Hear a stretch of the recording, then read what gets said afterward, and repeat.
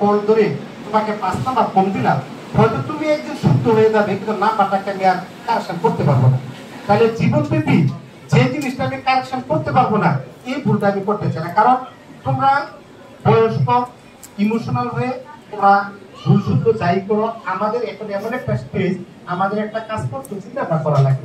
তোমাকে 2টা নাম্বার কম দিব, কোনো একদিন এই 2টা নাম্বার কারেকশন করার কি আদৌ কোনো সুযোগ আছে? যেটা করতে পারবো না। হয়তো তোমার সাথে আমার একটা ভালো রিলেশন তৈরি হবে, একসাথে চাকরি করবো, কিন্তু মনে হবে কিন্তু স্যার আমাকে তো এই জায়গায় 30 দিলে পাত্র 28 দিচ্ছে, এরকম কাজটা আমি করতে চাই। তো আমি যতদূর পর্যন্ত চেষ্টা করবো তোমাদের নাম্বারগুলি যেন একটু ভালো পাও, এটা যেন একটু নিশ্চিত হয় এটা করতে। তোমাদের এখানে যারা ট্রায়াল পেপার জমা দিচ্ছো, আমার গ্রুপে যারা দিচ্ছো, আপনাদের নিচে কোনো ট্রায়াল পেপার নাম্বার আমি দিয়ে দেই। হ্যাঁ, এবং যারা অন্যান্য সার্ভার দিচ্ছে এখানে নাম্বার আমি সবাইকে বলে দিচ্ছি যে স্টুডেন্টদেরকে বড় ফল্ট না থাকে তাকে যেন কখনোই খারাপ নাম্বার দেওয়া না হয়। ইনক্লুসিভ বিষয়ে তোমরা করোনা এফেক্টে তোমাদের বিভিন্ন দক্ষিণা জানা গেছে, এগুলি বিবেচনা করে ইনক্লুসের আগে যেখানে কলেজের নাম্বার ছিল বোর্ড নাম্বার 10, এই যারা পরীক্ষা দেয় নাই এইবার একবার ন্যূনতম নাম্বার 15 থেকে শুরু করছে, যাতে আমাদের কোনো স্টুডেন্ট বঞ্চিত না হয়।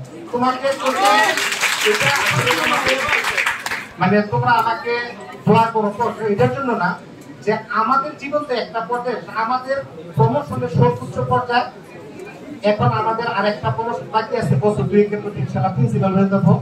এখন আমাদের পাওয়ার কিন্তু তোমাদের জন্য আমরা কি করে যেতে পারলাম, তোমাদের জন্য কতটুকু করতে পারলাম। এখানে তোমাদের যদি এখান থেকে যদি 50 জন, 100 জন, 200 জন যদি জিপিএ 3 পায়, এটাই হলো আমার অর্জন, এটাই আমার সুনাম, এটাই আমার করবো। তো এইটা তোমরা অর্জন করার জন্য আমাদের ইনপুট থেকে শুরু করে আমরা এই পর্যন্ত আমি যতটুকু করছি, আমরা যতটুকু দিচ্ছি, আমি কাউকে কম দিই। হ্যাঁ,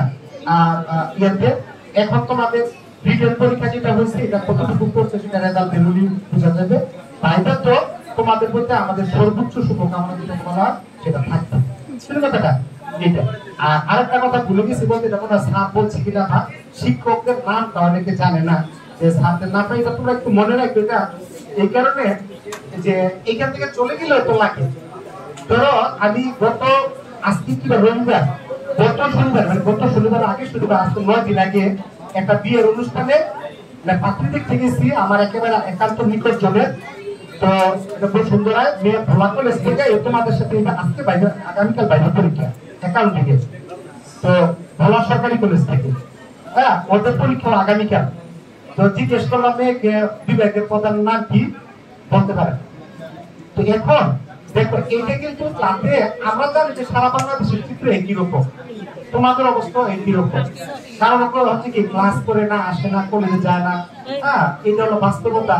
কিন্তু যখন 10 জনের সামনে যখন সেটা বিভাগ থেকে মাস্টার্স পরীক্ষা দিয়ে চলে গেল, একটা বিভাগীয় প্রধানের নাম জানে না, 2জন স্যারের নাম জানে না, এটা কিন্তু আসলে একটা ভালো দেখায় না, এটা কিন্তু দৃষ্টিকটু।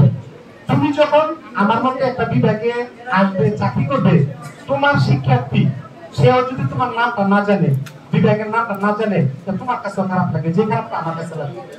তো এই কারণে যে আমাদের চিন্তা করতে হবে একটা মানুষকে, যে আমি হইলে কি হইতাম বা আমি হইলে কি মনে করতাম, এই কথাটা মনে করে যখন মানুষ কাজ করে, তখন আসলে তার কোনো অপরাধ একটা থাকে না, অপরাধটা কম করে। তা আমরা এই জিনিসটা মনে করব যে আমি যে আচরণটা তাকে করছি, আমি যে কথাটা তাকে বলছি, হ্যাঁ, এই জায়গায় যদি আমি হইতাম তাহলে আমি কি করতাম, আমি কি মনে করতাম, এই কথাটা মনে রাখতে হবে। আমাদের সবসময় রেসপেক্টফুল থাকতে হবে, রেসপেক্টফুল থাকতে হবে, শ্রদ্ধাশীল থাকতে হবে। আমরা এই পর্যায়ে হ্যাঁ আমরা উঠে আসছি শুধুমাত্র মেধা দিয়ে না, শুধুমাত্র শ্রম দিয়ে না, কিছু বিনয় দিয়ে উঠে আসছি। এবং প্রত্যেকটা পর্যায়ে পর্যায়ে আমাদের বিনয় আমাদেরকে আগায় নেই। আমরা আমাদের সহকর্মী যারা 1 বছরের বড় আসলে আমরা তাদেরকে চেষ্টা ছেড়ে দিই, এটা হলো মানুষের বিনয়। তার মানে এই না যে আমার মাটা কমে গেল। তুমি যদি একটা মানুষকে সালাম দাও, বিষয়টা এরকম না তুমি ছোট, তুমি আমার বয়সে 20 বছরের ছোট, তোমাকে যদি আমি সালাম দিই আমি ছোট হয়ে গেলাম না, এটা হলো আমার বিনয়। আমাদের এই বিনয়গুলি প্রকাশ করতে হবে প্রতিটা পদের মধ্যে। আর আরেকটা হলো এই কালকে তোমাদের তো শিফটিং করে দেওয়া হয়েছে আগামীকাল কাদের পাইবা, তাই না? এই শিফটিংটা তোমাদের আরেকটা শিফটিং করে দিব, সেটা হলো যে আমাদের 9টা থেকে 10টা পর্যন্ত কাদের ভাইবাটা হবে, 10টা থেকে 11টা, 11টা থেকে 11:30 টি ব্রেক, 11টা থেকে কাদের এই স্ল্যাবটা আমরা তৈরি করে দিব। আরেকটা হলো এটা হলো একেবারে 9টা থেকে 9:20 এই সময়টাতে আমরা ভাইবা নিব মেয়েদের মধ্যে যারা সমস্যা আছে, ধরো ছোট বেবি আছে অথবা সে অসুস্থ, হ্যাঁ, যে কোনো একটা কারণে হোক তার একেবারেই পার্সোনাল প্রবলেম যদি এরকম হয়, তাহলে তোমরা আমাকে নোট করো অথবা আজকে ইনফর্ম করে দেও, অথবা যে কোনো ভাবে আমাকে ইনফর্ম করো যে আমি তাদের ভাইবাটা প্রথম আধা ঘন্টার মধ্যে, এখানে তার কোনো সিরিয়াল নাই, অসুস্থতার কোনো সিরিয়াল নাই, এখানে আমরা তাদের ভাইবাটা আগে নিয়ে তাদের কথা ছেড়ে দিব, তারপর আমরা একবার রেগুলার ভাইবাটা শুরু করবো। তোমরা কি বুঝতে পারছো কথাটা? এই ব্যাপারে অন্য পাত্র তোমরা জেলাসি করবা না। কারণ হলো যে আমাদের এই জিনিসটা চিন্তা করতে হবে, যেখানে অসুস্থ তার ছোট বেবি আছে তার সে দূরে যাবে এরকম। এখন মনে করো যার অসুস্থ না তার বেবি নাই, সে এসে বললো না স্যার আমাকে তো বাসায় বেবি রেখে আসছে, এটা হলো আমাদের সততার বিষয়। শুনি কথাটা? কারণ এখানে আমাদের সিনিয়র স্টুডেন্ট আছে প্রায় 200-র উপরে, হ্যাঁ। তো এখন যদি আইসা যদি 100 জন বলে তাহলে আমি অসুস্থ, তখন তো এর মধ্যে আমার কি থেকে যাবে, বুঝলি? এটা হলো একেবারেই যারা বেশি সমস্যা তাদের জন্য, হ্যাঁ, ও অসুস্থ, প্রেগনেন্ট, তার ছোট বেবি আছে, এরকম হলে আমরা মানসিক বিবেচনা করে হবে। এবং যদি এরকমও হয় যে সে একেবারে অসুস্থ, গতকালকে একটা মেয়ে ফোন দিচ্ছে, সে তার 8 মান্থ সমস্যা, তাই বলছি তুমি নিচে এসে সিনটিতে আমাকে লক করো, আমি সার পাঠাই নিচে থেকে বাইরেটা নিয়ে আসবো, তাও তোমার জন্য উপরে না উঠতে না হয়। এরকম যদি সমস্যা কারো থাকে, তোমরা যে কোনো মানুষের যে কোনো সমস্যা থাকলে তোমরা ক্লিন করে দেবে। দ্বিতীয়ত হলো মনে করো আগামীকাল বিভিন্ন চাকরি পরীক্ষা অনেকে থাকতে পারে, এরকম যদি কারো ইস্যু থাকে তোমরা চাকরির পরীক্ষার ইন্টারভিউ কার্ডটা ফটোকপি করে তাদের যদি আজকে রেখে যাবো, তাদেরটা আমরা বিজ্ঞপ্তি দিতে আমরা ব্যবস্থা করবো। তার মানে যাদের বিজ্ঞপ্তি দিনে 10 জন আসা, এরকম কেস 1 জন 2 জন 3 জন এরকম হইতে পারে, এরকম যদি হয় সেটা তোমরা বিবেচনা করো, সেটা আমরা বিবেচনা করবো। সহজ কথা হচ্ছে আমি তুমি আমরা সবাই মিলে ব্যবস্থাপনা একটা পরিবার, আমাদেরটা তোমাদের দেখতে হবে, তোমাদেরটা আমাদের দেখতে হবে, এই বিষয়টা মনে রেখে আমাদেরকে আগাইতে হবে, তাহলে আমরা প্রকৃত মানুষ হবো।